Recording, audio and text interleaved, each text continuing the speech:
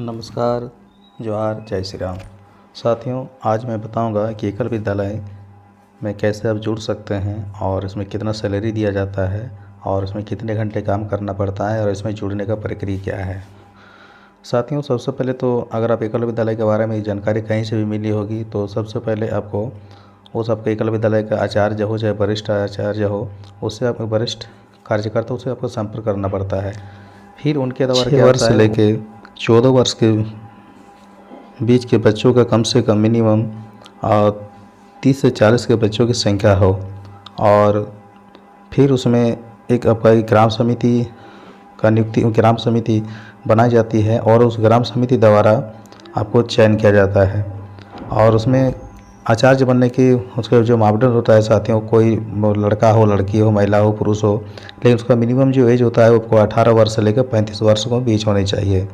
और साथियों, ये संगठन पूरा सरकारी भी नहीं है और गैर सरकारी भी नहीं है। एक तरफ से सामाजिक बुद्धिजीवियों द्वारा ये संगठन चलाई जाती है और इसमें साथियों इस संगठन में आपको मानदेय के रूप में कुछ सम्मान के रूप में कुछ धन दिया जाता है जो मिनिमम आपका 1000 रुपया से लेकर 1200 रुपया तक होती है। और इसमें साथियों वैसे बच्चों को पढ़ाया जाता है जो आप स्कूल भी जाते हैं या ड्रॉप आउट है, जो बच्चा इन स्कूल नहीं भी जाते वैसे बच्चा स्पेशल खोज के आपको नामांकन करके उस बच्चे को पढ़ाया जाता है। साथियों, इस स्कूल में आपको संगठन को से कॉपी, कलम, पेंसिल इत्यादि सही प्रकार की सामग्री दी जाती है और इसमें सभी प्रकार का जो भारतीय त्यौहार है, परंपरा है, अपना संस्कृति है, उसको विशेष रूप से ध्यान में रख के पर्व त्यौहार उत्सव में मनाया जाता है। जैसे 15 अगस्त हो, 26 जनवरी हो, रक्षाबंधन हो, सब ध्यान दिया जाता है। साथ में इसमें विशेष करके पंचमुखी शिक्षा दी जाती है। पंचमुखी शिक्षा का मतलब होता है जैसे प्राथमिक शिक्षा में यानी पढ़ाई का काम किस तरह हो, जो बुनियादी बच्चों का शिक्षा किस तरह हो और वो भी हमारे गुरुकुल पद्धति में जिस प्रकार शिक्षा दिया जाता था उस तरह का शिक्षा विशेष इसमें ध्यान दिया जाता है। फिर साथ में इसमें आरोग्य शिक्षा दिया जाता है, इसमें जड़ी बूटी द्वारा इसमें घरेलू उपचार हो। फिर आपका ग्राम विकास होता है जिसमें जैविक आधारित खेती पर जोर दिया जाता है साथियों। फिर आपका ग्रामोत्थान होता है, उसमें आपका पोषण वाटिका के साथ साथ साथियों आपको गांव में सभी को जैसे आधार कार्ड बन जाए, गांव में अकाउंट खाता खुल जाए, इसमें विशेष ध्यान दिया जाता है। फिर साथियों आपको पंचमुखी शिक्षा में अंतिम होता है हरि कथा योजना, प्रसार योजना, जिसमें कम से कम गाँव वाले साप्ताहिक हो, महीना में हो, कम से एक दिन सत्संग अवश्य करें। साथियों, यही प्रक्रिया है और ये आपको आचार्य बनने के लिए साथियों, आचार्य यानी जिस स्कूल में जो टीचर बनते हैं उसको संगठन की भाषा से आचार्य बोला जाता है और वो अपने गांव का ही निवासी हो जिसे वो अपना कम से कम अधिक से अधिक समय दे सके। मिनिमम स्कूल के अलावा कोई भी आपको इसमें 2 घंटा भी पढ़ाना पड़ता है साथियों बच्चों को।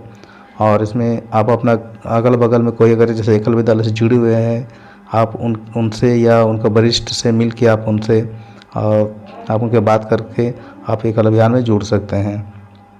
साथियों, इसमें योग, व्यायाम, सभी प्रकार का बच्चों को खेल कूद सिखाया जाता है ताकि बच्चा का पढ़ाई के साथ साथ यानी सर्वांगीण विकास हो। इसके लिए सही प्रकार का ध्यान रखा जाता है जिसमें विशेष करके खेल कूद प्रतियोगिताएं, योग, व्यायाम, आसन, इसमें भी ध्यान दिया जाता है।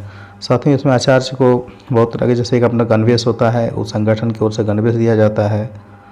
तो साथियों, इसमें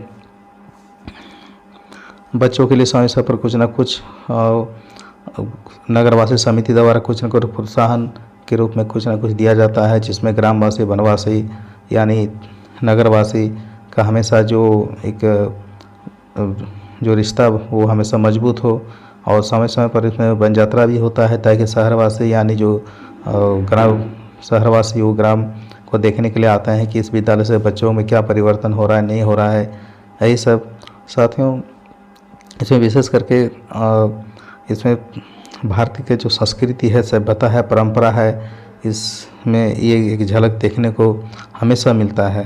साथियों, ये वीडियो आप लोग अच्छा लगे तो प्लीज़ लाइक, शेयर, कमेंट और सब्सक्राइब जरूर कर दीजिएगा। तब तक जय हिंद, जय भारत।